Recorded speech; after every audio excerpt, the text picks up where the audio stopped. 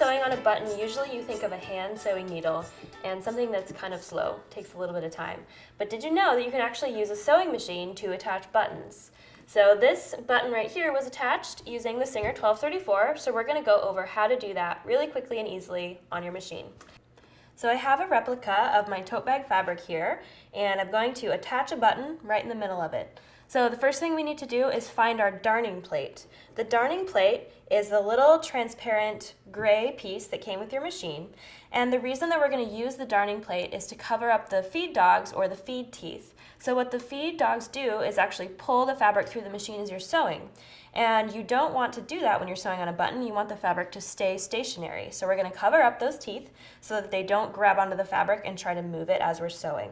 So you want to look at the darning plate and find the narrow end. That's the end that's going to go on the top. And on the back of the darning plate, there are two little prongs, and those prongs are going to snap into the needle plate, which is the metal part of the machine, and it's going to hold the darning plate stable.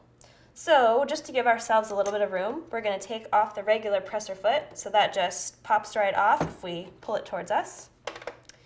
And then we're going to take the darning plate and we're going to line it up with those little holes and just snap it into place. And it's really important that the hole of the darning plate lines up with the hole of the needle plate, so you should look through it and be able to see down into your machine. Now we're going to hold the upper thread as if we're threading, and we're going to hand crank the wheel towards us for one full stitch to bring that bobbin thread up through the darning plate. And that's also a good opportunity just to double check and make sure that the darning plate is on the right direction so that the needle is not going to hit it. Now that that is all set, we're going to put our presser foot back on. So we're just going to pop that right back on. And now we're going to set up our fabric and our button under the presser foot. So we're going to grab our fabric, slide it right under to the point where you want to attach the button. And then the button is going to go right under the presser foot. And you want to position it so that you see the holes of the button right in the little window of the presser foot.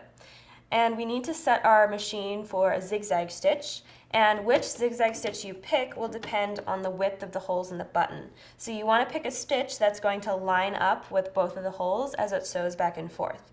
And it's really important that you test this by hand cranking the wheel, the hand wheel, always towards you, and just make sure that that needle is not going to hit either side of the button, that it clears both of the holes. So once you check that, you can go ahead and use the pedal to sew about 10 or so stitches to attach the button. We'll finish our stitch, lift our presser foot, and pull our button out. So at this point, you can use a hand sewing needle and take both top threads and just thread them down to the back of the fabric and tie them in a knot, and your button's all finished. Super easy. So now that you know how to sew on a button, there's lots of different ways you can do it. You can play around with different width of buttons. So here's a wide one, a medium one, and a narrow one. So these are all different zigzag stitches that you would choose because of the distance of the holes. Here's a narrow one but with large holes. If you have a 4-hole button, you can either do 2 stitches that are horizontal like this, or you could do an X across them, and you can even get kind of creative and come up with your own designs. So there's lots of possibilities, and they're all super easy.